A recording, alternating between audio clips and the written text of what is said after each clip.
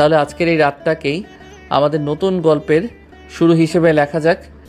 ঠিক আছে, লেখা যাক, তবে আজ কিন্তু হার মানলে চলবে না। আরে দেখোই না আজ কি হয়, পুরো এশিয়া কাপ টিমের ব্যবস্থা করে ফেলবো। যা দুষ্টু। এবং অবশেষে দীর্ঘ প্রতীক্ষার অবসান ঘটিয়ে শতাব্দীর সেরা কফি দ্য আফনানি মর্নিং ডিলাইট প্রস্তুত। 1 কাপ তোমার, 1 কাপ আমার। নাও।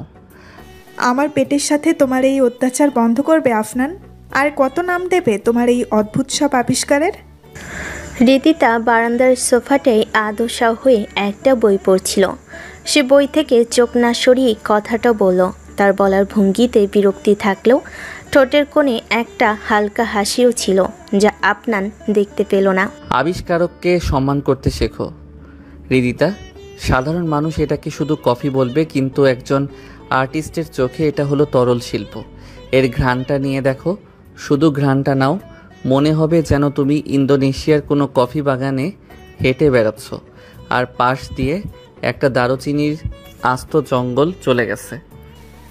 আমার শুধু মনে হচ্ছে রান্নাঘরে কিছু একটা পুড়ে ছিল, আর তুমি সেটা ঢাকার জন্য এয়ার ফ্রেশনার স্প্রে করে দিয়েছ। তোমার বর্ণার সাথে বাস্তবতার কোনো মিল আমি খুঁজে পাচ্ছি না। সমালোচনা শিল্পীর যাত্রার একটি অংশ। আমি এটাকে ইতিবাচকভাবে নিচ্ছি, কিন্তু তুমি এটা না খেয়ে পার পাবে না। আজ আমি এতে একটা গোপন উপাদান মিশিয়েছি। গোপন উপাদান? শেষবার যখন তুমি গোপন উপাদান মিশিয়েছিলে, আমার স্যুপ থেকে আদার রসের গন্ধ আসছিল। তোমার মনে আছে নিশ্চয়ই? ওটা ছিল একটা নিরীহ ভুল। আদা আর লেমন গ্রাস দেখতে প্রায় একই রকম, যে কারো ভুল হতে পারে, কিন্তু আজকেরটা ভিন্ন। আজকেরটা তোমার ব্রেইনের নিউরনগুলোকে এমনভাবে জাগিয়ে তুলবে যে অফিসের সবচেয়ে জটিল সমস্যাও তোমার কাছে পানির মতো সহজ মনে হবে। রিদিতা এবার বইটা বন্ধ করে সোজা হয়ে বসল। আফনানের দিকে তাকিয়ে তার ভুরু দুটো সামান্য কুঁচকে গেল। আফনান, শোনো, আমার সকালের কফিটা আমার কাছে খুবই গুরুত্বপূর্ণ একটা বিষয়। এটা কোনো এক্সপেরিমেন্ট করার জায়গা নয়। আমার একটা পারফেক্ট ব্ল্যাক কফি চাই, যেমনটা আমি রোজ খাই। Perfect temperature, perfect aroma, no sugar, no milk, no whatever. তোমার এই গোপন উপাদান। কিন্তু তুমি তো এটা টেস্টই করোনি, কিভাবে বলছো যে এটা পারফেক্ট না? আচ্ছা, শুধু এক চুমুক, জাস্ট 1 সিপ। যদি ভালো না লাগে আমি নিজের হাতে তোমার জন্য তোমার ওই বোরিং ব্ল্যাক কফি বানিয়ে দেব, প্রমিস। আমার কফিকে বোরিং বলার সাহস তোমার কি করে হলো? ওই কফিটা আমার সারাদিনের কাজের এনার্জি দেয়। আর তোমার এই আফনালি ডিলাইট, এটা খেলে আমার সারাদিন ঘুম পাবে, নয়তো পেটে ব্যথা শুরু হবে। আমি কোনো ঝুঁকি নিতে চাই না। ওহ কাম অন রিদি, তুমি রিদিতা চৌধুরী, দেশের অন্যতম সেরা মার্কেটিং ফার্মের হেড। তুমি $1 মিলিয়ন ঝুঁকি নাও প্রতিদিন, আর আমার বানানো 1 কাপ কফির ঝুঁকি নিতে পারছো না? সেটা তো তোমার স্ট্যাটাসের সাথে একদমই যাচ্ছে না। ঠিক আছে, দাও।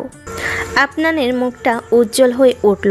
সেই বিজয়ীর ভঙ্গিতে মগটা এগিয়ে দিল। রিদিতা মগটা হাতে নিল, কিন্তু খাওয়ার আগে সে একজন দক্ষ গোয়েন্দার মতো করে কফিটা পরীক্ষা করতে শুরু করলো। গন্ধটা অন্যরকম, কফির চেয়ে এলাচের গন্ধ বেশি আসছে। আর এটা কি তেজপাতা? আফনান, তুমি কি কফির মধ্যে তেজপাতা দিয়েছ? আরে না, ওটা হলো বে লিফ অয়েল। অ্যারোমা থেরাপির কাজ করে, তোমাকে রিল্যাক্সড রাখতে সাহায্য করবে। তুমি অফিসের এত চাপ নাও, তাই ভাবলাম। বে লিফ অয়েল কফিতে? তুমি কি পাগল হয়ে গেছো? আমি এটা খাচ্ছি না, অসম্ভব। রিদিতা মগটা ঠাস করে সামনের টি টেবিলে রেখে দিল। আফনানের মুখের সেই উজ্জ্বল হাসিটা নিভে যেতেই 1 সেকেন্ডও সময় লাগলো না। কিন্তু তুমি তো কথা দিয়েছিলে 1 চুমুক খাবে। আমি বলেছিলাম যদি ওটা কফি হয়, কিন্তু এটা তো মশলার স্যুপ। আমি দুঃখিত আফনান, আমি আমার সকালটা নষ্ট করতে পারবো না। রিদিতা উঠে দাঁড়ালো এবং রান্নাঘরের দিকে হাঁটা দিল। আফনান হতাশ হয়ে তার যাওয়ার দিকে তাকিয়ে রইল। কয়েক মিনিট পরে রিদিতা নিজের বানানো পারফেক্ট এক মগ ব্ল্যাক কফি নিয়ে ফিরে এলো। নিজেরটা বানিয়ে নিলে? আমার শিল্পকর্মের এমন অপমান! শিল্প নিজের জায়গায়, আর আমার সকালের কফি নিজের জায়গায়, দুটোকে মেশানো ঠিক নয়। হৃদিতা আয়েশ করে কফিতে চুমুক দিল, তার মুখে একটা প্রশান্তির ছাপ। আপনার নিজের বানানো দুটো কফির মগ এক হাতে নিয়ে গোমরা মুখে বসে রইল। জানো রিদিতা, তোমার সবচেয়ে বড় সমস্যাটা কি? তুমি কোনো কিছুকে সুযোগই দিতে চাও না। সব কিছু তোমার কন্ট্রোলে থাকতে হবে, তোমার নিয়ম অনুযায়ী চলতে হবে। একটু অন্যরকম কিছু হলেই তুমি সেটাকে বাতিল করে দাও। আমি এটাকে কন্ট্রোল বলি না আফনান, আমি এটাকে বলি কোয়ালিটি কন্ট্রোল। আর আমার জীবনে বা আমার কোম্পানিতে কোয়ালিটির সাথে কোনো আপোষ চলে না, তুমি তো জানোই। হ্যাঁ, ভালো করেই জানি, বস বলে কথা। এখন তুমি বাড়ির বিষয়টা অফিসের সাথে মেলাচ্ছ, তাই না? এটা কিন্তু ঠিক না। আমি মেলাচ্ছি না, তুমি মেলাতে বাধ্য করছো।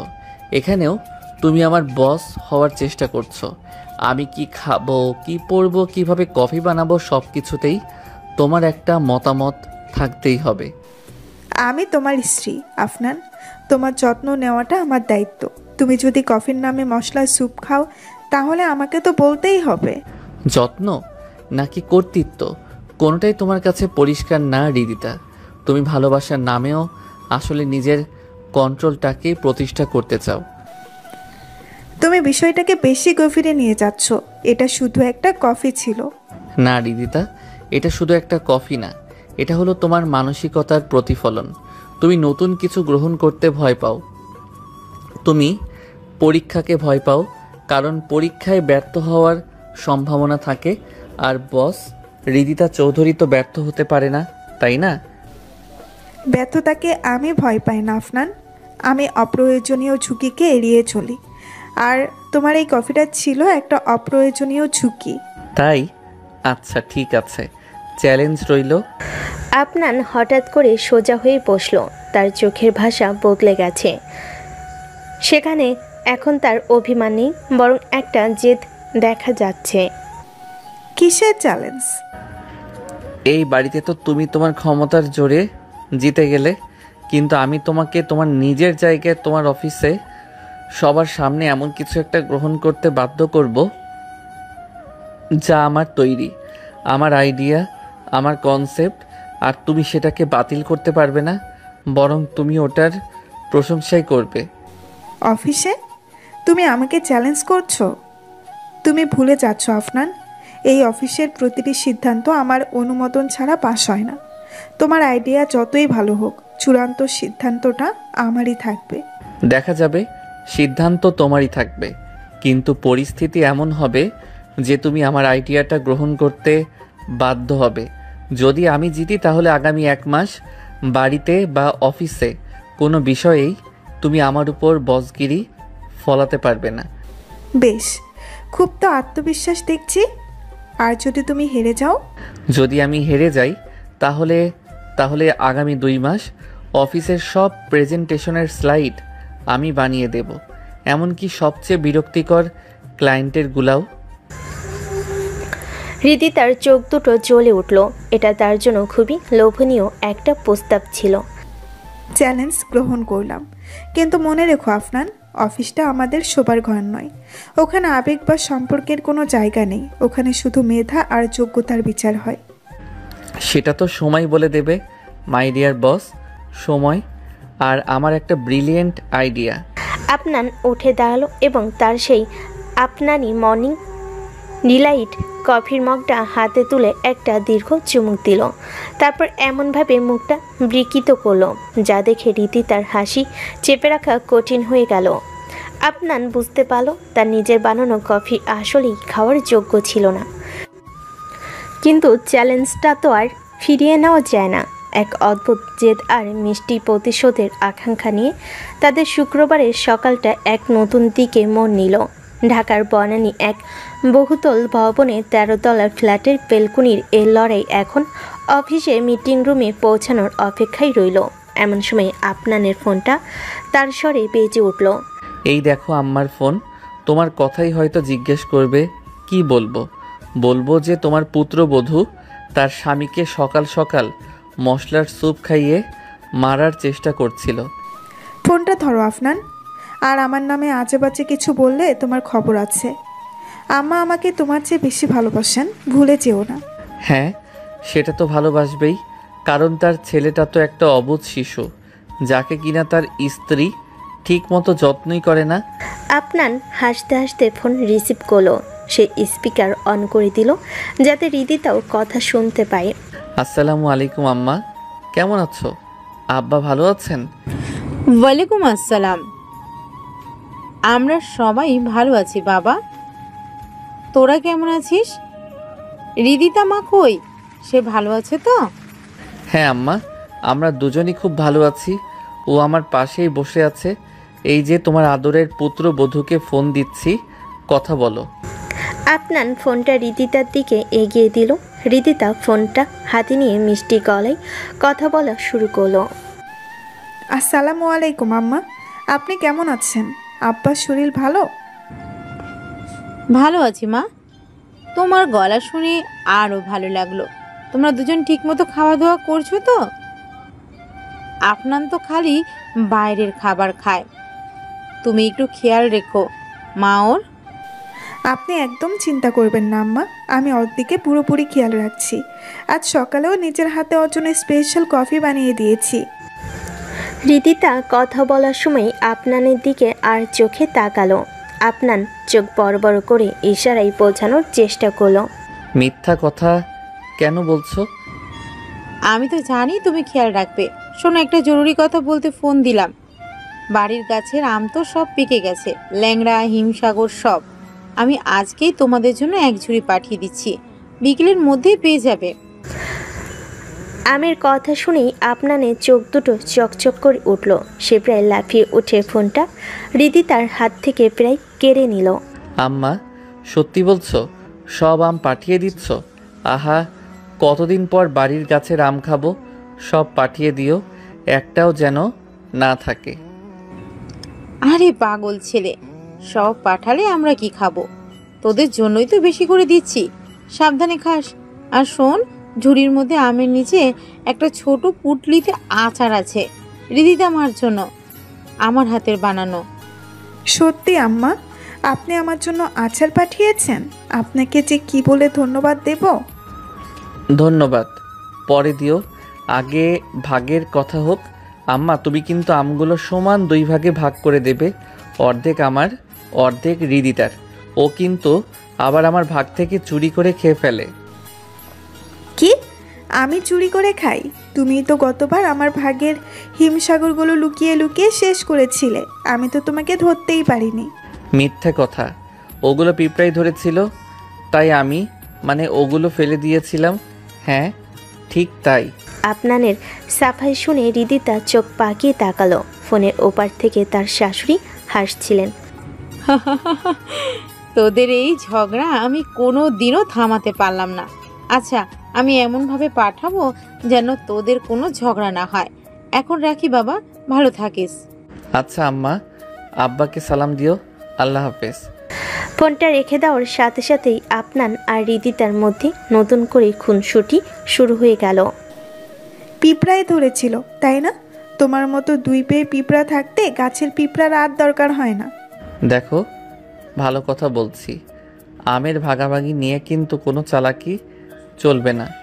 ল্যাংড়া আমগুলো সব আমার, ওগুলোতে তোমার কোনো অধিকার নেই। কেন? তোমার নামে কি দলিল করে দেওয়া হয়েছে নাকি? ল্যাংড়া আম আমার সব থেকে পছন্দের, ওগুলোর অর্ধেক আমি নেবই। দরকার হলে আমি অফিস থেকে ছুটি নিয়ে আম পাহারা দেব। অফিস থেকে ছুটি? বাহ, দারুণ আইডিয়া। তাহলে তো তোমার বসগিরিটাও বন্ধ থাকবে। তাহলে তো আমি চাইবই তুমি ছুটি নাও, কিন্তু আমের ভাগ তুমি পাবে না। আমের ভাগও আমি নেব, আর তোমার অফিসের চ্যালেঞ্জও আমি জিতব। তুমি শুধু দেখতে থাকো আফনান, তোমার ওই ব্রিলিয়ান্ট আইডিয়া কিভাবে আমি বাতিল করি। আমিও সেটা দেখব রিদিতা চৌধুরী, কিন্তু তার আগে আমের ঝুড়িটা আসুক, তারপর দেখা যাবে কার ভাগে কয়টা আম থাকে আর কার ভাগে শুধু আমের আটি। দেখা যাবে। এখন সরো তো, আমার বই পড়তে অসুবিধা হচ্ছে। বই তো পরেও পড়া যাবে, চলো না বরং ইউটিউবে দেখি কিভাবে কাঁচা আম দিয়ে আইসক্রিম বানানো যায়। তোমার ভাগের কাঁচা ল্যাংড়া আমগুলো কিন্তু ওভাবেই সৎকার করা হবে। আমার আগে যদি তুমি হাত দিয়েছ আফনান, তাহলে তোমার ওই আফনালি ডিলাইট কফি আমি জোর করে তোমাকেই খাওয়াবো। এই মিষ্টি হুমকি আর পাল্টা হুমকির মধ্যে তাদের সকালটা আবার আগের মতো হালকা হয়ে গেল। একটু আগের কফির তিক্ততা এখন আমের মিষ্টির কল্পনায় হারিয়ে গেছে। তাদের সম্পর্কটাই এমন ঝগড়া দিয়ে শুরু হলেও শেষে গিয়ে একরাশ ভালোবাসা খুনসুটিতেই শেষ হয়। এখন শুধু বিকাল হওয়ার অপেক্ষা আর এক ঝুড়ি আম নিয়ে নতুন করে শুরু হওয়া আরেকটা মিষ্টি লড়াইয়ের অপেক্ষা। সেই শুক্রবারের বিকেলটা ছিল সত্যি আম্ময়। বনানীর ফ্ল্যাটের কলিং বেল যখন বেজে উঠল, আফনান আর রিদিতা প্রায় দৌড়ে গিয়ে দরজা খুলেছিল। বিশাল এক পেতের ঝুড়ি নিয়ে ডেলিভারি ম্যান দাঁড়িয়েছিল, আর তার গা থেকে বের হওয়া কাঁচা পাকা আমের তীব্র ঘ্রাণে পুরো করিডর মম করছিল। অবশেষে আমার রাজ্যের ধন সম্পদ এসে গেছে। রিদিতা, তুমি কিন্তু ঝুড়ি থেকে এক হাত দূরে থাকবে। প্রথমে আমি আমার ভাগের শ্রেষ্ঠ ল্যাংড়াগুলো আলাদা করব। স্বপ্ন দেখা ভালো আফনান, কিন্তু দিবা স্বপ্ন স্বাস্থ্যের জন্য ক্ষতিকর। ঝুড়িটা বসার ঘরে আনো, তারপর সবার সামনে সমান ভাগে ভাগ হবে। শেষ পর্যন্ত তাই হয়েছিল। বসার ঘরের মেঝেতে ঝুড়ি উপর করে আম ঢাল হলো। তারপর শুরু হলো তাদের মিষ্টি লড়াই। কোনটায় বেশি পাকা, কোনটা রং সুন্দর, কোনটায় বেশি মিষ্টি হবে, এসব নিয়ে তাদের খুনসুটি দেখতে দেখতে সন্ধ্যা নেমেছিল। শেষমেশ রিদিতা তার বুদ্ধিমত্তা দিয়ে আর আফনান তার ছেলে মানুষই দাবি দিয়ে প্রায় সমান সমান ভাগই আম ভাগ করে নিয়েছিল। তবে আফনানের মনের মধ্যে একটা আফসোস ছিল, সবচেয়ে বড় আর সুন্দর হিমসাগরটা রিদিতার ভাগে পড়েছিল। মনে রেখো, ওই হিমসাগরটা কিন্তু আমার দুর্বলতার সুযোগ নিয়ে তুমি দখল করেছো। এর প্রতিশোধ আমি নেবই। নিও, তোমার প্রতিশোধ দেখার অপেক্ষায় রইলাম। সেই অপেক্ষার অবসান ঘটল ঠিক 3 দিন পর, সোমবারের দুপুরে। রিদিতা চৌধুরীর মার্কেটিং ফার্ম ক্রিয়েটিভ ক্যানভাস এর কনফারেন্স রুমে তখন যেন তৃতীয় বিশ্বযুদ্ধের পরের নিস্তব্ধতা বিরাজ করছে। জুনিয়র এক্সিকিউটিভ মিজান বলে, ম্যাডাম, ক্লায়েন্ট আমাদের নতুন কনসেপ্টটা পছন্দ করেছে, কিন্তু তারা বাজেটের ব্যাপারে এখনো একমত হতে পারছে না। তাদের একমত হতে হবে না মিজান, তাদের বোঝাতে হবে যে সেরা কোয়ালিটির জন্য সেরা বাজেটই প্রয়োজন। আমাদের আইডিয়া যদি ইউনিক হয় তাহলে টাকা কোনো সমস্যাই না। আফনান, তোমার কি মনে হয়? আমার মনে হয় বাজেট নিয়ে আর চাপ দেওয়াটা ঠিক হবে না। ক্লায়েন্ট অলরেডি তাদের সর্বোচ্চ সীমার কথা জানিয়েছে। আমরা বরং আমাদের প্রোডাকশন কস্ট কিভাবে কমানো যায় সেটা নিয়ে ভাবতে পারি। কোয়ালিটির সাথে আপোষ না করেও এটা করা সম্ভব। যেমন আমরা থাইল্যান্ডের বদলে বালি থেকে আমাদের মডেলদের আনতে পারি। এতে খরচ প্রায় 20% কমে যাবে। আর থামো, আমি কোয়ালিটি নিয়ে কোনো কথা শুনতে চাই না। থাইল্যান্ডের মডেলদের যে এক্সপ্রেশন সেটা বালির মডেলরা দিতে পারবে না। বাজেট নিয়ে আমি আবার কথা বলবো। মিটিং শেষ, সবাই যার যার ডেস্কে যান। রিদিতার এক কথায় মিটিং শেষ হয়ে গেল। সবাই ধীর পায়ে রুম থেকে বেরিয়ে যেতে লাগলো, 2-3 জন ছাড়া। আফনানের মুখের উপর তার আইডিয়াটা বাতিল করে দেওয়াই তার আত্মসম্মানে আবার লাগলো। তার মনে পড়ে গেল সেই শুক্রবার সকালের চ্যালেঞ্জের কথা। বাহ, কি দারুণভাবে আমার আইডিয়াটা সবার সামনে উড়িয়ে দিলে। মনে হচ্ছিল যেন আমি কোনো ইন্টার্ন যে প্রথম দিন অফিসে জয়েন করেছে। রুমটা খালি হয়ে যাওয়ার পর আফনান নিচু গলায় রিদিতাকে বলল, অফিসে তুমি আমার টিম মেম্বার আফনান। তোমার আইডিয়া ভালো না লাগলে সেটা বলার অধিকার আমার আছে।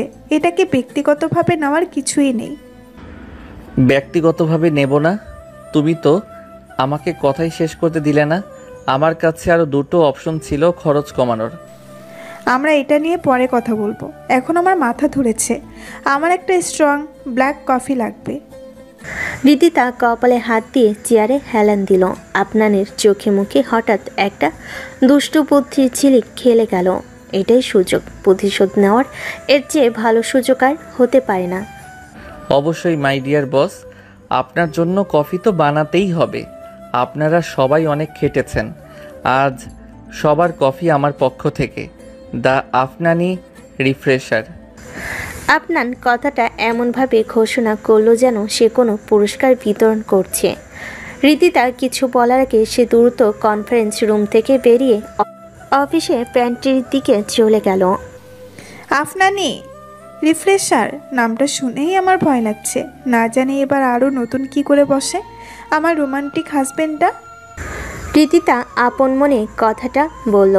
তার মনে পড়ল সেই সকালের মর্নিং ডিলাইট এর কথা, কিন্তু সবার সামনে আপনানের এই উৎসাহকে সে আর বাধা দিতে চাইল না। মিনিট 10 পর আপনার একটা ট্রেতে করে ধোয়া ওঠা কফির মগ নিয়ে প্রবেশ করলো। পুরো অফিসে কফির একটা অদ্ভুত সুন্দর ঘ্রাণ ছড়িয়ে পড়েছে। গ্রাফিক ডিজাইনার সানিয়া বলল, ওয়াও আফনাব ভাই, কি দারুণ গন্ধ! দেখেই তো অর্ধেক ক্লান্তি দূর হয়ে গেল। আরে এ তো সবে শুরু, এটা খেলে বাকি ক্লান্তিও রকেটের গতিতে পালাবে। আপনার সবার ডেস্কে ডেস্কে গিয়ে কফি দিচ্ছিল। মিজান, সানিয়া, অফিসের পিয়ন, রফিক ভাই, কেউই বাদ গেল না। সবে এক চুমুক দিয়েই প্রশংসায় পঞ্চমুখ। অসাধারণ আফনান ভাই, এটা তো যে কোনো কফি শপকে হার মানিয়ে দিবে।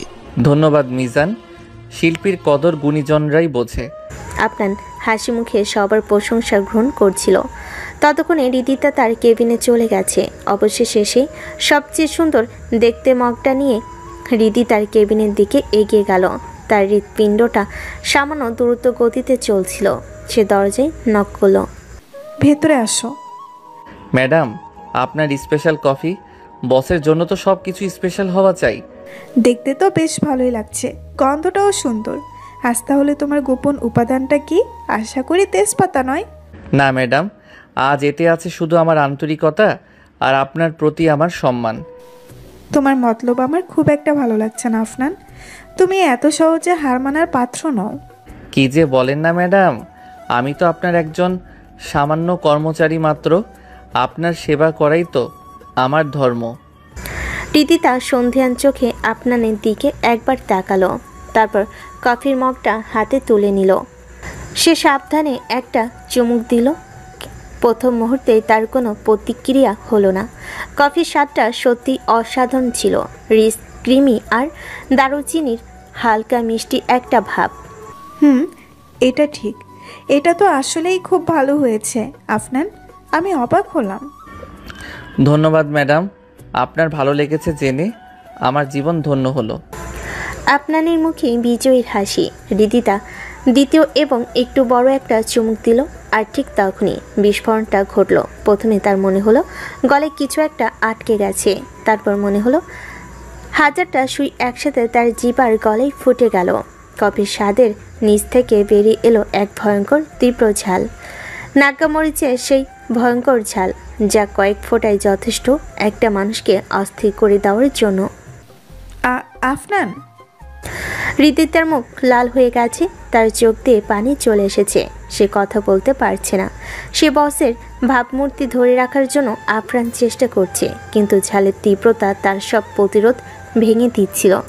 কি হলো ম্যাডাম, কফিটা কি বেশি গরম নাকি বেশি ভালো লেগে গেছে বলে কথা বলতে পারছেন না? তুমি এতে কি মিশিয়েছো? রিদিতা কোনো মতে ভাঙ্গা ভাঙ্গা গলায় জিজ্ঞেস করলো। সে ডেস্কের উপর থাকা পানির বোতলটা খোলার চেষ্টা করছে, কিন্তু তার হাত কাঁপছে। কেন ম্যাডাম, আমার সেই গোপন উপাদান বলেছিলাম না, এটা আপনার ব্রেইনের নিউরনগুলোকে জাগিয়ে তুলবে। দেখুন কেমন ঝিমঝিম করছে সব। আপনার উঠে দাঁড়ালো এবং রিদিতার ডেস্কের দিকে এগিয়ে গেল। সে পানির বোতলটা খুলে একটা গ্লাসে পানি ঢেলে রিদিতার দিকে এগিয়ে দিল। নিন ম্যাডাম, পানি খান। বেশি ঝাল লাগলে একটু চিনিও খেতে পারেন। প্রতিশোধ জিনিসটা মাঝে মাঝে একটু ঝালই হয়, জানেন তো। তোমার সাহস হয় কি করে? রিদিতা পানিটা এক নিঃশ্বাসে শেষ করে ফেল, কিন্তু ঝাল কমার কোনো লক্ষণ নেই। কেবিনের ভেতর তখন একটা থমথমে পরিস্থিতি। ঝালের তীব্রতায় রিদিতার কাঁধে গরম ভাব বের হওয়ার জোগাড়। আর আপনার তার সামনে দাঁড়িয়ে বিজয়ের হাসি হাসার সর্বোচ্চ চেষ্টা দমন করে রেখেছে। তুমি তুমি একটা আস্ত শয়তান আফনান। এটা কোনো প্রতিশোধ হলো? এটা তো সরকারি শারীরিক নির্যাতন। আরে আরে, নির্যাতন কেন বলছো? আমি তো শুধু তোমার স্বাদে একটু নতুনত্ব আনতে চেয়েছিলাম। তুমি তো বলেছিলে তুমি নতুন কিছু গ্রহণ করতে পারো না, তাই ভাবলাম এমনভাবে নতুন কিছু দেই যাতে তুমি গ্রহণ করতে বাধ্য হও। এটা তো সরাসরি শারীরিক নির্যাতন। বাধ্য? আমি তোমাকে আজ অফিস থেকে বরখাস্ত করব। না, আমি তোমাকে ডিভোর্স দিয়ে দেব। ডিভোর্স? সামান্য নাগামরিচের জন্য? হৃদিতা, আমাদের ভালোবাসা কি এতটাই ঠুনকো? আর বরখাস্তের কথা বলছো? তুমি তোমার কোম্পানির সেরা মার্কেটিং স্ট্র্যাটেজিস্টকে হারাতে চাও শুধু এইটুকু ঝালের জন্য? তোমার বিজনেসের এত বড় ক্ষতি তুমি হতে দেবে? আমার আমার মুখ পুড়ে যাচ্ছে আফনান, প্লিজ কিছু একটা করো। কি করব? তোমার পারফেক্ট ব্ল্যাক কফি বানিয়ে আনবো। ওটা খেলে কিন্তু ঝাল আরও বাড়বে। তাহলে তুমিই বলো কি করতে হবে, প্লিজ। আচ্ছা আচ্ছা, দাঁড়াও, আমি আসছি। তুমি কোথাও যেও না। মানে তুমি তো যেতেও পারবে না। আপনার দ্রুত কেবিন থেকে বেরিয়ে প্যান্ট্রির দিকে দৌড় দিল। এদিকে রীতিতা তার চেয়ারে ছটফট করছিল। সে তার বসের ভাবমূর্তি ধরে রাখার জন্য কেবিনের দরজাটা ভেতর থেকে লক করে দেওয়ার কথা ভাবল, কিন্তু তার আগে বাইরে থেকে সানিয়ার গলা শোনা গেল। ম্যাডাম, ভেতরে আসবো? কোনো মতে নিজেকে সামলে না সানিয়া, এখন না, আমি একটু ব্যস্ত আছি। আমার সাথে আধা ঘন্টা কেউ দেখা করবে না। কিন্তু ম্যাডাম, ক্লায়েন্টের ফোন এসেছিল।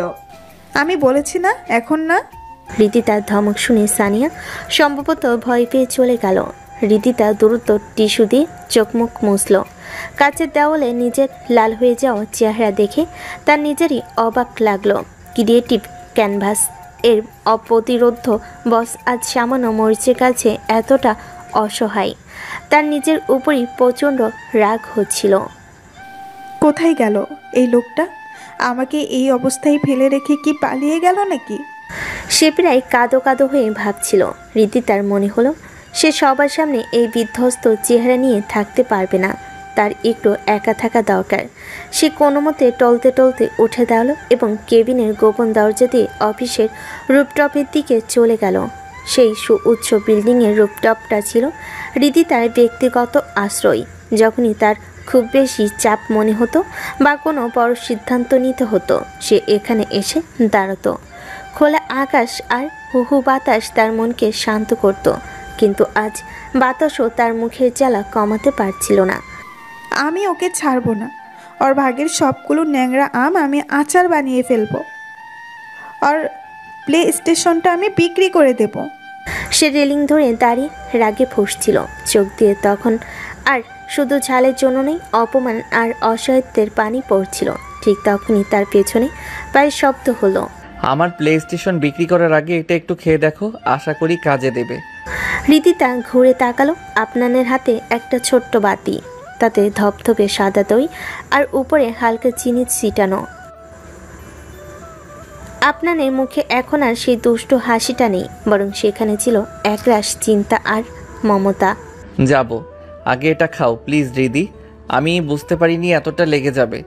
আমি ভেবেছিলাম তুমি হয়তো একটু কাশবে, তারপর সব ঠিক হয়ে যাবে। সত্যি বলছি। আমার এখন কিছুই লাগবে না, তুমি এখান থেকে যাও। তোমার একটু মানে হলো পারমাণবিক বোমা বিস্ফোরণ, তাই না? তোমার আন্দাজ কোনোদিনও ঠিক হয় না, না কফির ক্ষেত্রে না ঝালের ক্ষেত্রে। আমি দুঃখিত। আচ্ছা, আমি কান ধরছি, এবার অন্তত একটু খেয়ে নাও, না হলে তোমার শরীর খারাপ করবে। আপনান সত্যি সত্যি কান ধরল। তার এমন ছেলে মানুষই কাণ্ড দেখে এই অবস্থাতেও রীতিতার হাসি পেয়ে গেল, কিন্তু সে নিজেকে সামলে নিল। আমার হাত কাঁপছে, আমি ধরতে পারবো না।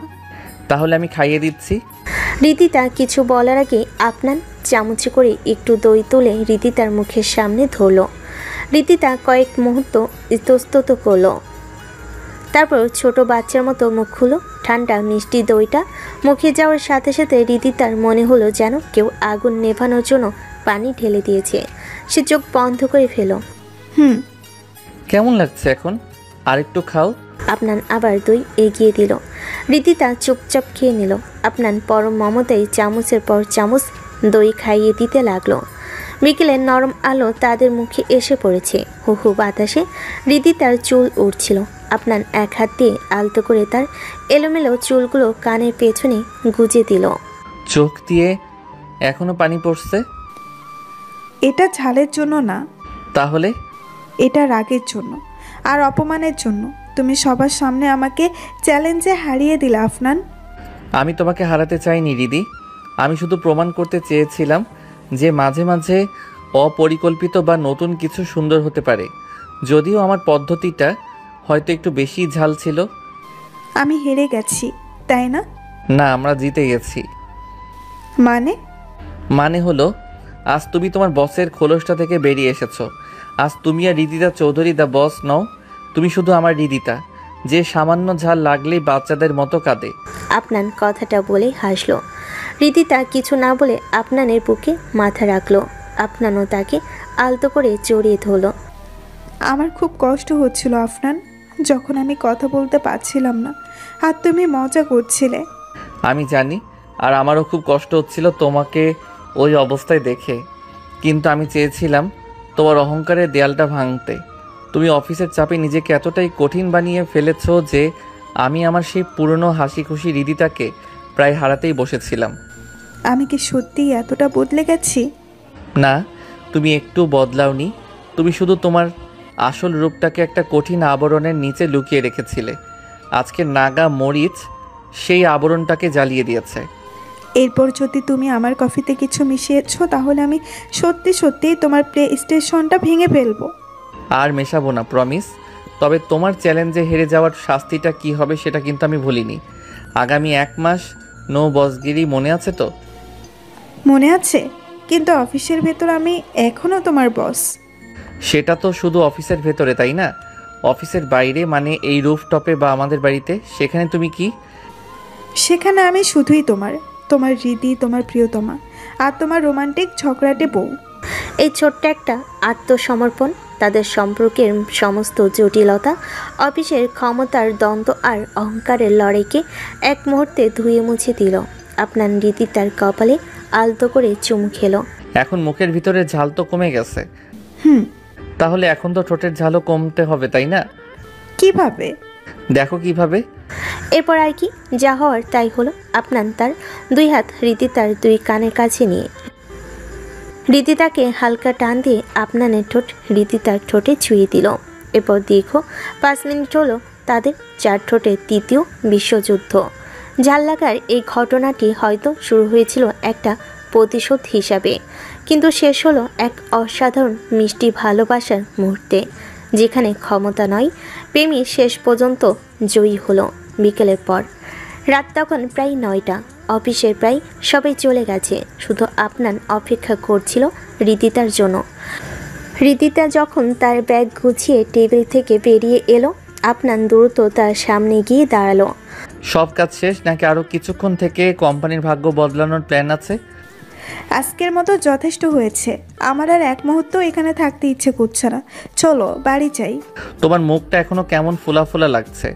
ঝালটা কি এখনো আছে? ঝাল নেই, কিন্তু জ্বালাটা আছে, আর সেটার জন্য তুমিই দায়ী। আমি বাড়ি গিয়ে তোমার ভাগের সবগুলো আম ফ্রিজের ডিপে রেখে দেব, যাতে ওগুলো পাথর হয়ে যায়। বাহ, দারুণ প্ল্যান। তাহলে তো ওগুলো দিয়ে আইসক্রিম বানিয়ে খাওয়া যাবে। আমার আইসক্রিম খাওয়ার কোনো ইচ্ছে নেই, আমার শুধু ঘুমাতে ইচ্ছে করছে। চলো। তার লিফটে করে বেসমেন্টে নেমে এলো, যেখানে তাদের গাড়ি পার্ক করা ছিল। আপনার ড্রাইভিং সিটে বসলো আর রীতিতা তার পাশের সিটে। গাড়িটা গুলশানের ব্যস্ত রাস্তা ছেড়ে বনানীর দিকে চলতে শুরু করলো। আজকের মিটিংয়ের পর ক্লায়েন্টদের সাথে আর কথা হয়েছে? তোমার আইডিয়ার জন্য ধন্যবাদ। চলো তোমাকে আজ আইসক্রিম খাওয়াবো। হ্যাঁ হয়েছিল, মিজান ফোন করেছিল, ওরা আমাদের বাজেটেই রাজি হয়েছে। কিভাবে? আমি তো ভেবেছিলাম ওরা কিছুতেই রাজি হবে না। হয়েছে কারণ আমি ওদেরকে তোমার অগোচরে আমার সেই বালির মডেলদের আইডিয়াটা একটু ঘুরিয়ে বলেছি। ওরা আইডিয়াটা পছন্দ করেছে, বলেছে এতে নতুনত্ব আছে আর খরচও কম। তুমি আমার সিদ্ধান্ত অমান্য করে ক্লায়েন্টদের সাথে কথা বলেছ? অমান্য করিনি, আমি শুধু একটা বিকল্প প্রস্তাব দিয়েছি। সিদ্ধান্ত নেয়ার ভার তো তাদের উপরই ছেড়ে দিয়েছিলাম, আর দেখো কাজে দিয়েছে। মাঝে মাঝে বসের চেয়ে জুনিয়রদের কথাও শুনতে হয় জানো। তুমি নিজেকে জুনিয়র ভাবো নাকি? অফিসে তো বটেই, কিন্তু মাঝে মাঝে এই জুনিয়ররাই কিন্তু কঠিন ম্যাচ জিতিয়ে দেয়। ঠিক যেমন আজ আমি তোমাকে কফির ম্যাচে হারিয়ে দিলাম। চুপ করো, ওই প্রসঙ্গ আর তুলবে না। আমার এখনো মুখে ঝাল লাগছে। তাহলে কি গাড়ি থামিয়ে দেব? গাড়ি থামাবে কেন? আর একটু ঠোঁট মশলা দেওয়ার জন্য, তাহলে পুরোপুরি ঝালটা কমে যাবে। না না, ওটারও আর দরকার নেই। বিকেলে যা পাগলামি শুরু করেছিলে, এখনো আমার ঠোঁট ব্যথা করছে। ওসব কথা হাত তুলবে না। আচ্ছা বাবা, তুলব না, কিন্তু তুমি তো হেরে যাওয়াটা মেনে নিয়েছো তাই না? মানে আগামী 1 মাস বাড়িতে কোনো বসগিরি চলবে না? হ্যাঁ, মেনে নিয়েছি, কিন্তু এর মানে এই নয় যে তুমি যা খুশি তাই করবে। আর আমরা বাড়ির দিকে না গিয়ে অন্যদিকে কেন যাচ্ছি? এটা তো 300 ফিটের রাস্তা। রীতিতা এতক্ষণে খেয়াল করলো যে আপনার গাড়িটা তাদের পরিচিত রাস্তা ছেড়ে পূর্বাঞ্চলের দিকে নিয়ে যাচ্ছে। রাতের ঢাকার নিয়ন আলো পেছনে ফেলে তারা এক অন্ধকার খোলা রাস্তার দিকে এগিয়ে চলছে। একটু অন্যরকম বাতাস খেতে যাচ্ছি। তোমার বস ব্রেইনটাকে একটু বিশ্রাম দেওয়া দরকার। সারাদিন তো শুধু ক্লায়েন্ট, বাজেট আর ডেডলাইন নিয়ে থাকো। আমার এসব ভালো লাগছে না আফনান। আমার বাড়ি যেতে হবে, কাল সকালে আবার মিটিং আছে। কালকের মিটিং কাল দেখা যাবে। আজ শুধু এই রাতটা আমাদের। কোনো বস নেই, কোনো কর্মচারী নেই, শুধু তুমি আর আমি। সমস্যা আছে? আপনার এক হাতে স্টিয়ারিং ধরে অন্য হাতটা রীতিতার দিকে বাড়িয়ে দিল। রীতিতা কয়েক মুহূর্ত চুপ করে রইল। তার মন বলছিল আপত্তি করতে, কিন্তু রূপটপের সেই মুহূর্তটার পর তার ভেতরকার কঠিন দেওয়ালটা অনেকটাই নরম হয়ে গিয়েছিল। সে কোনো কথা না বলে আলতো করে আপনানের হাতটা ধরল। এই তো আমার লক্ষ্মী বউ। মাঝে মাঝে কথা না শুনলে যে কি ভালো লাগে সেটা তুমি বুঝবে না। আমি কিন্তু শুধু তোমার কথা ভেবেই রাজি হলাম, কারণ আমি জানি তুমি যদি এখন বাড়ি ফিরে যাও তাহলে সারা রাত খিটখিট করবে আর বলবে যে আমি তোমার জীবনটাকে রোবটের মতো বানিয়ে ফেলেছি। বাহ, আমার মনের কথাগুলো তাহলে তুমি পড়তে পারো? তাহলে তো ভালোই। তাহলে এটাও নিশ্চয়ই পড়তে পারছো যে আমার এখন রাস্তার পাশের কোনো টং দোকান থেকে গরম গরম 1 কাপ চা খেতে ইচ্ছে করছে। চা? এই সময়ে? ওসব অস্বাস্থ্যকর খাবার তুমি খাবে না। উফ, আবার সেই বসগিরি। চুক্তি কিন্তু ভঙ্গ হয়ে যাচ্ছে রীতিতা, মনে আছে তো? 1 মাস। রীতিতা কিছু বলতে গিয়েও থেমে গেল। তার ঠোঁটের কোণে একটা হালকা হাসি ফুটে উঠল। ঠিক আছে, তোমার যা ইচ্ছা করো, কিন্তু চা খাওয়ার পর যদি তোমার পেট ব্যথা করে তাহলে আমি কিন্তু কোনো দায়িত্ব নেব না। সোজা আম্মাকে ফোন করে বলে দেব। সব সময় খালি আম্মুর ভয় দেখানো কেন? দায়িত্ব নেবে না জানি, তুমি তো শুধু আমার হার্টের দায়িত্বটা নিয়েই কুল পাচ্ছ না, পেটের দায়িত্ব আর কি নেবে? আপনানের এমন রোমান্টিক কথায় রীতিতার গাল দুটো সামান্য লাল হয়ে গেল। সে জানালা দিয়ে বাইরের অন্ধকারে তাকিয়ে রইল। গাড়িটা তখন সাই সাই করে ফাঁকা রাস্তা ধরে এগিয়ে চলেছে। শহরের কোলাহল অনেক পেছনে, এখানে শুধু হেডলাইটের আলোয় আলোকিত রাস্তা আর দুপাশের অন্ধকার। এই নিস্তব্ধতা আর আপনানের উপস্থিতি রীতিতার ভেতরটাকে এক অদ্ভুত শান্তিতে ভরিয়ে দিচ্ছিল, যা সে তার বসের চেয়ারে বসে কখনো পায়নি। সে বুঝতে পারছিল এই অনির্ধারিত ড্রাইভটা হয়তো তার সত্যি খুব দরকার ছিল। 300 ফিটে সেই নির্জন রাস্তায় আপনানের গাড়িটা যেন বাতাসের সাথে কথা বলছিল। রীতিতার সব আপত্তি, সব নিয়ম কানুন শহরের কোলাহলের মতোই পেছনে মিলিয়ে গেছে। আপনানের বাড়ানো হাতটা সে তখনও ধরে রেখেছিল। রাস্তার ধারের একটা ছোট্ট টং দোকানের সামনে আপনার গাড়ি থামালো। 10 মিনিটের একটা ছোট্ট ব্রেক ম্যাডাম। আপনার কর্মচারী আপনার জন্য স্পেশাল মালাই চা নিয়ে আসছে। আমার জন্য আনতে হবে না, আমি ওসব খাই না, তুমি যাও। আচ্ছা, আনছি না, কিন্তু যদি আমার চায়ের কাপ থেকে দারুণ একটা গন্ধ বের হয় আর সেটা দেখে যদি তোমার খেতে ইচ্ছা করে তাহলে কিন্তু আমি 1 ফোঁটাও দেব না। আপনার দুষ্টামি করে চোখ টিপে গাড়ি থেকে নেমে গেল। রীতিতা গাড়ির ভেতরে একা বসে রইল। কাজটা নামিয়ে দিতেই ঝিঝি পোকার ডাক আর ভেজা মাটির সোদা গন্ধ নাকে এসে লাগলো। এই পরিবেশটা তার এতটাই অচেনা, এতটাই শান্ত যে মুহূর্তের জন্য তার মনে হলো সে অন্য কোনো জগতে চলে এসেছে।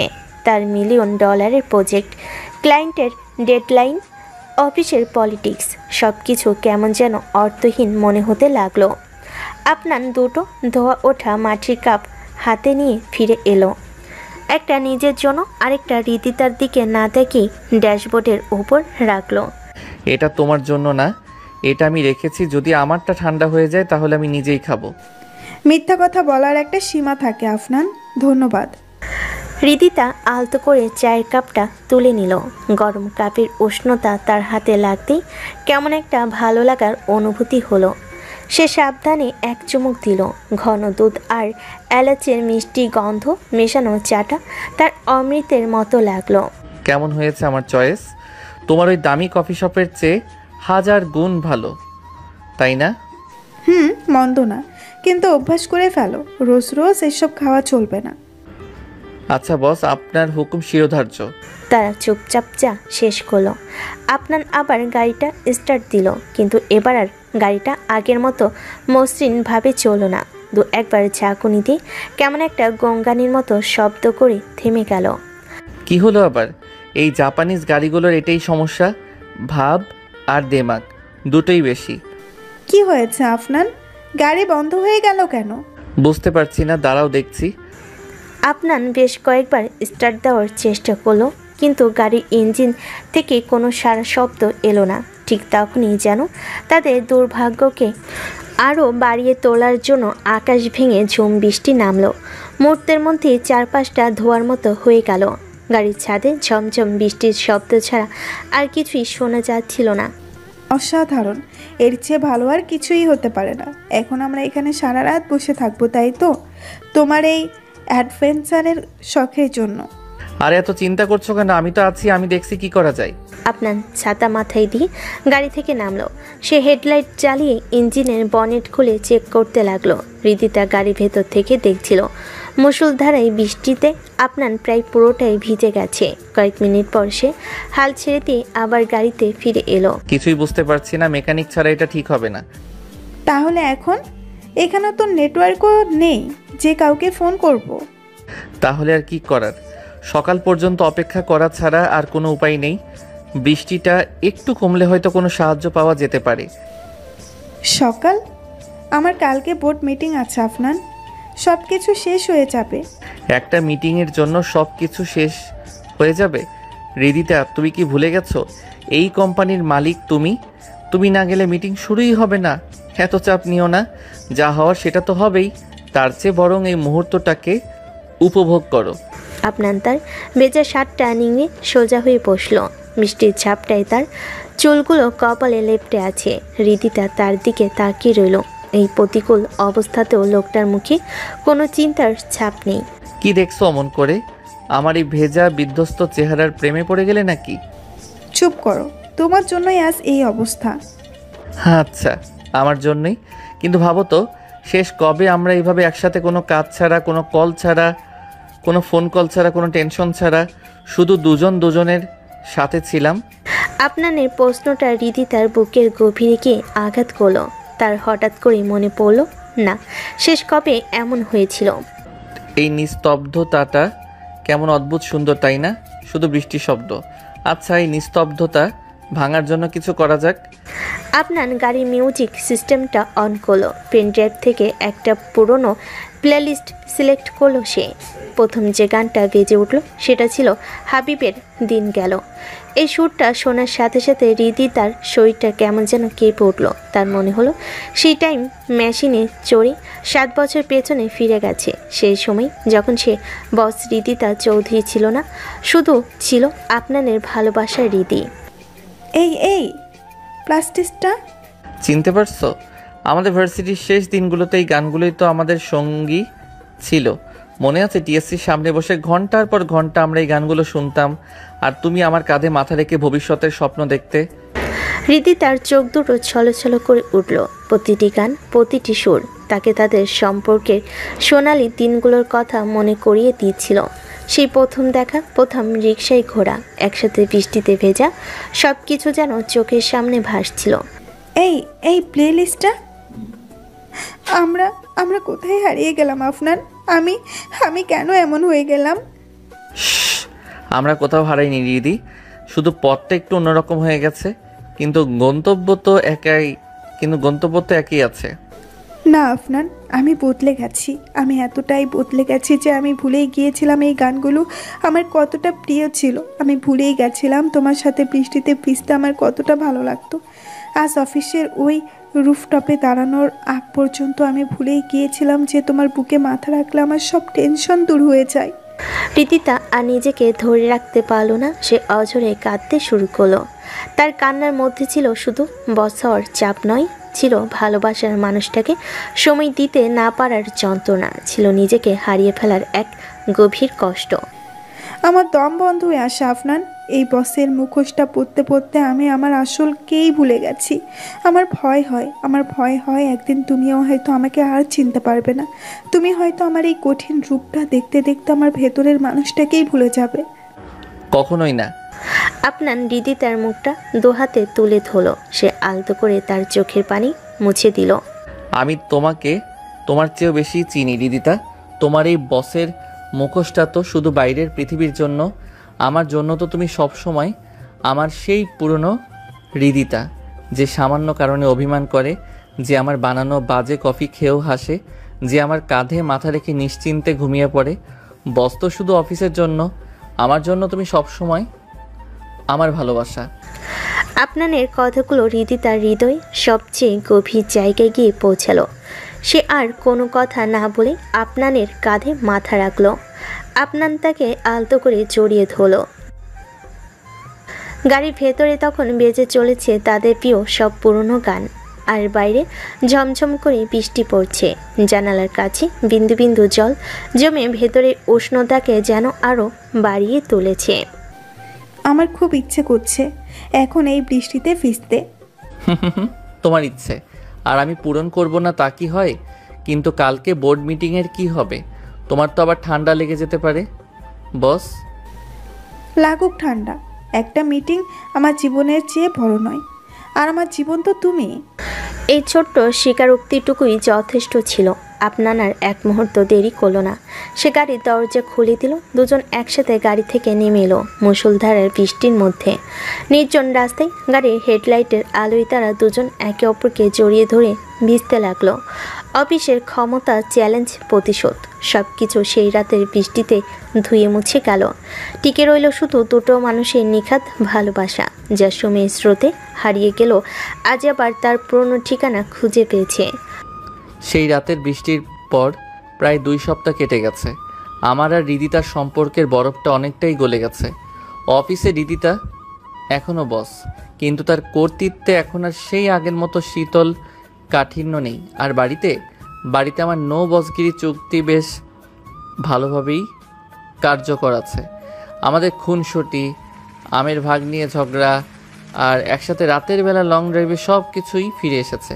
কিন্তু আজ এই মুহূর্তে ক্রিয়েটিভ ক্যানভাসের কনফারেন্স রুমে যে ঝড় উঠতে চলেছে তার জন্য আমরা কেউই প্রস্তুত ছিলাম না।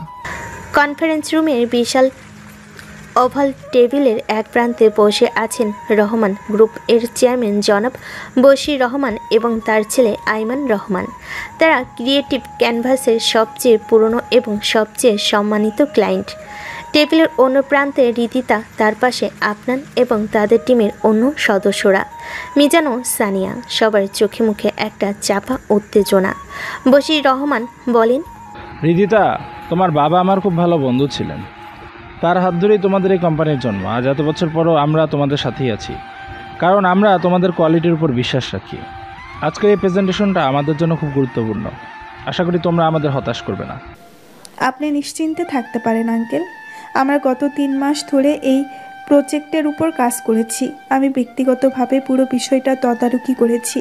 আমি আপনাকে কথা দিচ্ছি, আজ আপনারা এমন কিছু দেখবেন যা এর আগে বাংলাদেশের কোনো বিজ্ঞাপন সংস্থা করে দেখাতে পারেনি।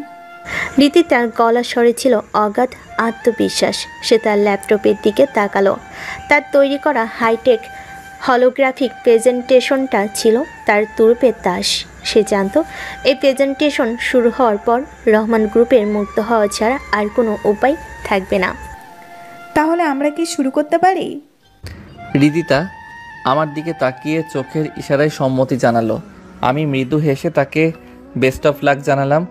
রিদিতা রিমোটের বোতাম টিপলো। কনফারেন্স রুমের সব আলো দপ করে নিভে গেল আর বিশাল প্রজেকশন স্ক্রিনে ফুটে উঠল রহমান গ্রুপের লোগো, যা 3D অ্যানিমেশনে ঘুরছিল। আবহ সঙ্গীতে একটা গম্ভীর সুর বেজে উঠল। আমরা বিশ্বাস করি ভবিষ্যৎ তাদের জন্যই যারা স্বপ্ন দেখে, আর রহমান গ্রুপ শুধু স্বপ্ন দেখেই না, সেই স্বপ্নকে বাস্তবে রূপ দেয়। আর তাই আপনাদের নতুন আবাসন প্রকল্প স্বপ্ননগরের জন্য আমাদের ট্যাগলাইন হলো কল্পনার ঠিকানা এখন বাস্তবে। স্ক্রিনে একটা অসাধারণ সুন্দর শহরের হলোগ্রাফিক ছবি ফুটে উঠল। সবাই মন্ত্রমুগ্ধের মতো তাকিয়ে রইল। রিদিতা তার প্রেজেন্টেশনের গভীরে প্রবেশ করতে শুরু করলো। সে একের পর এক মার্কেটিং স্ট্র্যাটেজি, ডিজিটাল ক্যাম্পেইনের পরিকল্পনা, টার্গেট অডিয়েন্স সব কিছু নিখুঁতভাবে ব্যাখ্যা করছিল। তার আত্মবিশ্বাস তখন চোরাই। এবং আপনাদের সবচেয়ে বড় চমক হলো আমরা এই ক্যাম্পেইনের জন্য কোনো সেলিব্রিটি ব্যবহার করব না। আমাদের মডেল হবে এই দেশেরই সাধারণ কিছু মানুষ যারা নিজেদের স্বপ্নে বাড়ি খুঁজে পেয়েছে। আমরা তাদের বাস্তব গল্পগুলো তুলে ধরব। রিদিতার কথা শেষ হওয়ার আগেই ঘটল সেই বিপর্যয়। হঠাৎ করেই কোনো রকম পূর্ব সতর্কতা ছাড়াই কনফারেন্স রুমের পর্দা, এসি, ল্যাপটপ সব কিছু একসাথে বন্ধ হয়ে গেল। রুমটা ডুবে গেল এক ভয়ঙ্কর অপ্রত্যাশিত অন্ধকারে। কি হলো, পাওয়ার চলে গেল নাকি? মনে তো হচ্ছে তাই। জেনারেটর কই? বাইরে থেকে ছুটে এলো অফিসের ম্যানেজারের কথাগুলো যেন একটা হাতুড়ির মতো রিদিতার মাথায় আঘাত করলো। 2-3 ঘন্টা, তার মানে তার স্বপ্নে প্রেজেন্টেশনটা, তার 3 মাসের পরিশ্রম সব কিছু শেষ। আইমান রহমান বলে, শান্ত হও আয়মান, এটা একটা দুর্ঘটনা, হতেই পারে। আমি অত্যন্ত দুঃখিত আঙ্কেল। আমি সত্যিই বুঝতে পারছি না এটা কিভাবে হলো। রিদিতা জীবনে প্রথমবারের মতো অনুভব করলো তার গলা দিয়ে স্বর বের হচ্ছে না। তার মাথা কাজ করা বন্ধ করে দিয়েছে। তার সেই অগাধ আত্মবিশ্বাস, তার সেই বসের ভাবমূর্তি সব কিছু যেন এই অন্ধকারের সাথে মিলিয়ে গেছে। সে চেয়ারে বসে পড়ল, সম্পূর্ণ অসহায়, সম্পূর্ণ অন্ধ। তার মনে হচ্ছিল সে যেন অতল এক গর্তে পড়ে আছে। আইমান রহমান বলে, ক্লায়েন্টদের মধ্যে তখন বিরক্তির গুঞ্জন শুরু হয়ে গেছে। এমন থমথমে বিব্রতকর পরিস্থিতিতে তখন রিদিতা প্রায় হাল ছেড়ে দিয়েছে। তখন অন্ধকারের এক কোণ থেকে একটা শান্ত দৃঢ় কণ্ঠস্বর ভেসে এলো। আপনার তার ফোনের ফ্ল্যাশ লাইটটা জ্বালিয়ে নিজের মুখের উপর ধরেছিল। সে আপচে আলোয় তার মুখটা ছাড়া আর কিছুই দেখা যাচ্ছিল না। সবার দৃষ্টি মুহূর্তেই তার দিকে ঘুরে গেল।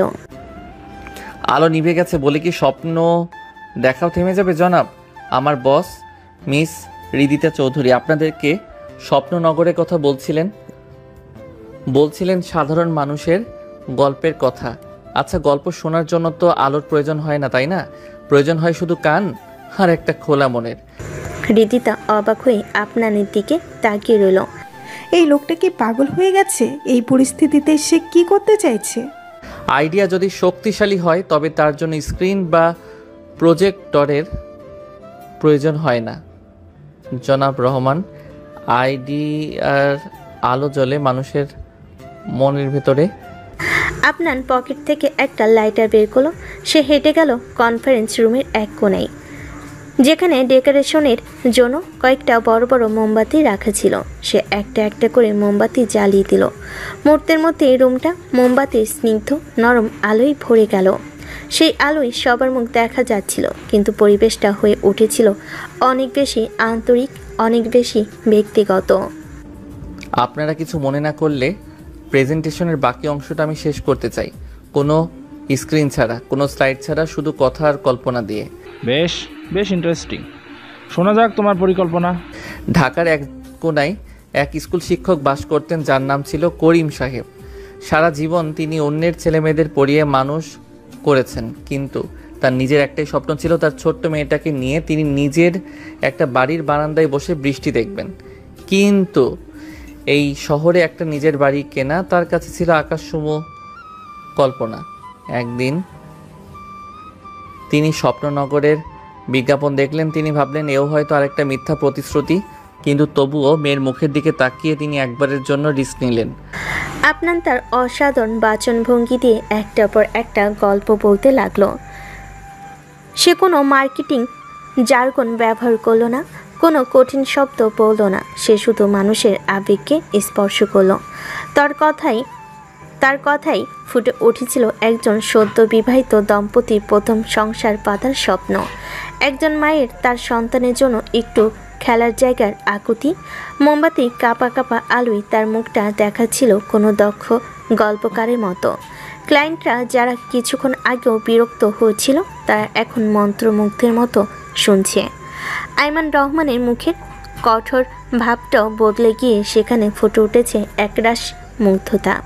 আর তাই স্বপ্ননগর শুধু ইট সিমেন্টের একটা প্রজেক্ট নয় জনাব রায়হান, এটা হলো করিম সাহেবের মতো হাজারো মানুষের বিশ্বাস আর ভালোবাসার ঠিকানা। আমাদের ক্যাম্পেইন কোনো বাড়ি বিক্রি করবে না। আমাদের ক্যাম্পেইন মানুষের মনে সেই বিশ্বাসটাকে ফিরিয়ে আনবে যে স্বপ্ন দেখলে তা পূরণও হয়। অসাধারণ। আমি আমার 40 বছরের ব্যবসায়িক জীবনে বহু প্রেজেন্টেশন দেখেছি, কিন্তু আজকের মতো এমন আন্তরিক, এমন হৃদয় ছুঁয়ে যাওয়া কিছু আমি দেখিনি। তোমার নাম কি বাবা? আমার নাম আফনান, আর আমি এই কোম্পানির জুনিয়র স্ট্র্যাটেজিস্ট। না, তুমি শুধু স্ট্র্যাটেজিস্ট নও, তুমি একজন ভিশনারি। রিদিদা, তুমি খুব ভাগ্যবান এমন একজন টিম মেম্বার পেয়ে। আমরা এই প্রজেক্টটা তোমাদেরই দিচ্ছি এবং আমাদের বাজেট নিয়ে আর কোনো দ্বিমত নেই। তোমরা যেভাবে ভালো মনে করো সেভাবেই কাজটা করো। রিদিতা তখন ঘোষের মধ্যে, সে কোনো কথা বলতে পারছিল না। সে শুধু কৃতজ্ঞ চোখে আমার দিকে তাকিয়েছিল। সে আজ খুব স্পষ্টভাবে বুঝতে পারছিল তার ক্ষমতা, তার প্রযুক্তি, তার আত্মবিশ্বাস সব কিছুই বাহ্যিক। তার আসল শক্তি, তার আসল আশ্রয় হলো এই মানুষটা, যে তার সবচেয়ে দুর্বল মুহূর্তেও তার হাতটা শক্ত করে ধরে রাখে এবং অন্ধকার থেকে আলোর পথ দেখায়। আজ রিদিতার সব অহংকার, সব আত্মগরিমা এই মোমবাতির আলোর মতোই গলে গলে নিঃশেষ হয়ে গেল। কনফারেন্স রুমে সেই জাদুকরী মুহূর্তটার পর ক্রিয়েটিভ ক্যানভাসের অফিসে যেন উৎসব নেমে এসেছিল। পাওয়ার ফিরে আসার পর সবাই যখন জানতে পারল যে রহমান গ্রুপের প্রজেক্টটা তারা পেয়ে গেছে, তখন পুরো অফিস আপনানের প্রশংসায় ফেটে পড়ল। মিজান সানিয়া থেকে শুরু করে রফিক ভাই পর্যন্ত সবাই আপনানকে ঘিরে ধরেছিল। আফনান ভাই, আপনি তো আজ হিরো। কি বলেন ভাই, ওই অন্ধকারে আমি তো আপনার ফ্যান হয়ে গেলাম। সত্যি আফনাব ভাই, মনে হচ্ছিল যেন কোনো সিনেমা দেখছি। ম্যাডাম, আপনি কিন্তু আফনাব ভাইকে স্পেশালি বোনাস দিতে ভুলবেন না। বোনাস? ও তো আজ পুরো কোম্পানির মালিকানার দাবিদার, তাই না আফনান? প্রীতিতা গর্বিত চোখে আপনানের দিকে তাকিয়ে কথাটা বলল। তার চোখে ছিল অগাধ মুগ্ধতা আর সম্মান, কিন্তু সে লক্ষ্য করল সবার এত প্রশংসার মাঝেও আপনানের মুখে সে চিরচেনা দুষ্টু হাসিটা নেই। সে হাসছে, কিন্তু তার হাসিটা কেমন যেন নিষ্প্রভ। তার চোখ দুটো কি যেন খুঁজে বেড়াচ্ছে। আরে না না, তোমরা বেশি বাড়াবাড়ি করছো। যা করেছি দলের জন্যই করেছি। চলো, আজ সবার ট্রিট আমার পক্ষ থেকে। অফিসের পর সবাই একসাথে ডিনার করব। আপনানের সেই ঘোষণায় সবাই আবার আনন্দে চিৎকার করে উঠল। শুধু রীতি তার মনটা খচখচ করতে লাগলো। আপনানের এই মনমরা ভাবটা তার চোখ এড়ালো না। সে ভাবল হয়তো সারাদিনের চাপে ক্লান্ত, তাই এমন লাগছে। রাতে ডিনার শেষে বাড়ি ফিরতে তাদের প্রায় 11টা বেজে গেল। গাড়িতেই আপনান অস্বাভাবিক রকমে চুপচাপ ছিল। বাড়িতে ঢুকে রিদিতা ফ্রেশ হতে ওয়াশরুমে গেল। ফিরে এসে দেখলো আপনান বারান্দায় একা দাঁড়িয়ে আছে। কি ব্যাপার আফনান, তোমার কি শরীর খারাপ লাগছে? আজ সারাদিনে তোমাকে কেমন অন্যমনস্ক লাগছে? না, কিছু না, এমনি সারাদিন অনেক ধকল গেল তো, তাই হয়তো একটু টায়ার্ড লাগছে। শুধু টায়ার্ড নাকি অন্য কিছু? আমি তোমাকে চিনি আফনান, কিছু একটা তো হয়েছে, আমাকে বলো। বললাম তো কিছু হয়নি, তুমি যাও ঘুমিয়ে পড়ো, আমার একটু একা থাকতে ইচ্ছা করছে। আপনানের এমন শীতল উত্তরে রীতি তার মনটা খারাপ হয়ে গেল। সে আর কিছু না বলে সবার ঘরের দিকে পা বাড়ালো, কিন্তু তার মন মানছিল না। সে আনমনে বসার ঘরের দেওয়ালে টাঙ্গানো ক্যালেন্ডারের দিকে তাকালো। তারিখটা ছিল 20শে সেপ্টেম্বর। তারিখটা দেখার সাথে সাথে আমার হৃৎপিণ্ডটা যেন এক মুহূর্তের জন্য থেমে গেল। আমার পুরো শরীর ঠান্ডা হয়ে গেল। সেপ্টেম্বর 20, আজ আফনানের জন্মদিন। আমি কিভাবে ভুলে গেলাম? আমার অহংকার, আমার কাজ, আমার ডেডলাইন আমাকে এতটাই অন্ধ করে দিয়েছিল যে আমি আমার জীবনের সবচেয়ে প্রিয় মানুষটির জন্মদিনটাই ভুলে গেছি। রিদিতার চোখে পানি চলে এলো। তার মনে হচ্ছিল মাটির নিচে ঢুকে যায়। সে দৌড়ে বারান্দায় গেল।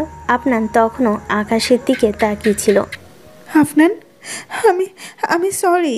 কোনো ব্যাপার না রিদিতা, আমি জানি তুমি অনেক ব্যস্ত ছিলে অফিসের এত বড় একটা প্রজেক্ট। চুপ করো, একদম চুপ করো, কোনো অজুহাত দেবে না। আমি একটা জঘন্য মানুষ আফনান, আমি একটা স্বার্থপর স্ত্রী। আমি কিভাবে তোমার জন্মদিনটা ভুলে গেলাম? কিভাবে? রিদিতা কান্নায় ভেঙে পড়ল। সে আফনানের পেছনে দাঁড়িয়ে তার শার্ট খামচে ধরল। রিদি প্লিজ কেঁদো না, আমি তো কিছুই বলিনি। তোমার কিচ্ছু বলতে হবে না। আমি বুঝতে পারছি তোমার কতটা কষ্ট হয়েছে। আমি তোমার কাছে সারাদিন একটু স্পেশাল ফিল করাতে পারিনি। উল্টো আমি তোমার কাছ থেকে সব আলো কেড়ে নিয়েছি। প্লিজ আমাকে ক্ষমা করে দাও আফনান, প্লিজ। আচ্ছা ঠিক আছে, ক্ষমা করে দিলাম। এবার কান্না থামাবে? তোমার জন্য একটা জিনিস আছে। আফনান এবার রিদিতার দিকে ঘুরল। সে আলতো করে রিদিতার চোখের পানি মুছে দিয়ে হাতটা ধরল। আমি জানতাম তুমি ভুলে যাবে, তাই সারপ্রাইজটা আমি তোমার জন্য প্ল্যান করে রেখেছি। আমার জন্য? কিন্তু জন্মদিন তো তোমার। আমার জন্মদিন তো তখন স্পেশাল হবে যখন আমার ভালোবাসার মানুষটা খুশি থাকবে। এসো আমার সাথে। আফনান রিদিতার হাত ধরে তাকে তাদের শোবার ঘরের দিকে নিয়ে গেল। ঘরের দরজাটা বন্ধ ছিল। আফনান দরজাটা খুলতে রিদিতা বিস্ময়ে হতবাক হয়ে গেল। পুরো ঘরটা অন্ধকার, কিন্তু ঘরের সিলিং জুড়ে জ্বলজ্বল করছে শত শত ছোট ছোট তারা। না, এগুলো সত্যিকারের তারা নয়। আফনান শত শত রঙিন কাগজ কেটে তারার মতো আকৃতি দিয়েছে এবং সেগুলোকে সিলিং থেকে পাতলা সুতোই ঝুলিয়ে দিয়েছে। ডিম লাইটের আবছা আলোয় মনে হচ্ছিল যেন তারা এক টুকরো রাতের আকাশকে তাদের শোবার ঘরে নিয়ে এসেছে। এটা আমাদের আকাশ রিদি, আমাদের ভালোবাসার আকাশ। প্রত্যেকটা তারায় আমাদের একটা করে সুন্দর স্মৃতি লেখা আছে। আফনান একটা ঝুলন্ত তারা হাতে নিয়ে রিদিতার সামনে ধরল। তাতে লেখা, প্রথম দেখা টিএসসির সিঁড়ি, তোমার নীল শাড়ি আর আমার বোকা বনে যাওয়া। সে আরেকটা তারা ধরল। আমাদের প্রথম রিক্সার ভ্রমণ আর সেই ঝুম বৃষ্টি। আরেকটাতে লেখা, তোমার হাতের বানানো প্রথম পায়েস, যেটা খেতে লবণের মতো লাগছিল। রিদিতা একটা একটা করে তারা পড়ছিল আর তার চোখ দিয়ে অঝরে পানি পড়ছিল। কিন্তু এ পানি কষ্টে নয়, এ ছিল পরম পাওয়া আর ভালোবাসার। আফনান তাদের সম্পর্কের এত ছোট ছোট মুহূর্তগুলোকে মনে রেখেছে, যা সে নিজে হয়তো ভুলে গিয়েছিল। এটা কি আফনান? তুমি এত কিছু করেছো আফনান? কখন করলে এসব?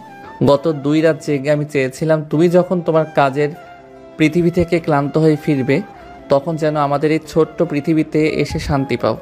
আমি চেয়েছিলাম তোমাকে মনে করিয়ে দিতে যে অফিসের ওই বড় চেয়ারটার চেয়েও আমাদের এই ভালোবাসার আকাশটা অনেক বড়, অনেক সুন্দর। রিদিতা তার নিজেকে ধরে রাখতে পারল না। সে দৌড়ে গিয়ে আফনানকে জড়িয়ে ধরল। সে আফনানের বুকে মুখ লুকিয়ে বাচ্চাদের মতো কাঁদতে লাগলো। আমি আর কখনো এমন করব না আফনান, প্রমিস। আমি অফিস আর ব্যক্তিগত জীবনকে আর কখনো এক করে ফেলবো না। আমার কাছে তোমার চেয়ে, আমাদের এই ভালোবাসার চেয়ে বড় আর কিছুই নেই, কিছুই না। আফনান রিদিতার চুলে বিলি কাটতে কাটতে বলে, আমি তো জানি সেটা। আমার সবচেয়ে বড় উপহার তো তুমি নিজেই রিদি। এই কাগজের তারা তো কিছুই না। তারা দুজন অনেকক্ষণ সেভাবেই একে অপরকে জড়িয়ে ধরে দাঁড়িয়ে রইল। সে কাগজের তারেই ভরা আকাশের নিচে রিদিতার সমস্ত অহংকার, সমস্ত কাঠিন্য গলে গিয়ে একাকার হয়ে গেল। ঠিক তখনই আফনানের ফোনটা বেজে উঠল। তার মা ফোন করেছে। হ্যালো আম্মা। হ্যাপি বার্থডে বাবা। সারাদিন কতবার ফোন দিলাম, ধরলি না কেন? সরি আম্মা, অফিসে একটু ব্যস্ত ছিলাম। থাক, আর অফিসে ব্যস্ততার গল্প শোনাতে হবে না। শোন, আগামী মাসে তোদের বিয়ে 3 বছর পূর্ণ হবে। এবার যখন গ্রামের বাড়িতে আসবি, একা একা আসলে কিন্তু আমি আর ঘরে ঢুকতে দেব না। আমার নাতি বা নাতনির মুখ দেখার জন্য আর কত অপেক্ষা করব? হ্যাঁ, রিদিতা মাকে বলিস তার শাশুড়ি এবার খুব রেগে আছে। রিদিতা কথাটা শুনে লজ্জায় লাল হয়ে গেল।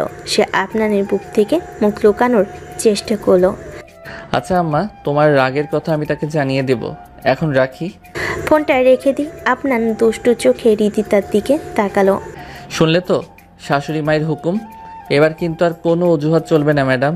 কোম্পানির সিইও হওয়ার আগে তোমাকে কিন্তু আমার বংশের সিইওর মা হতে হবে। চুপ করো, কিসব বলছো? কিসব বলছি মানে?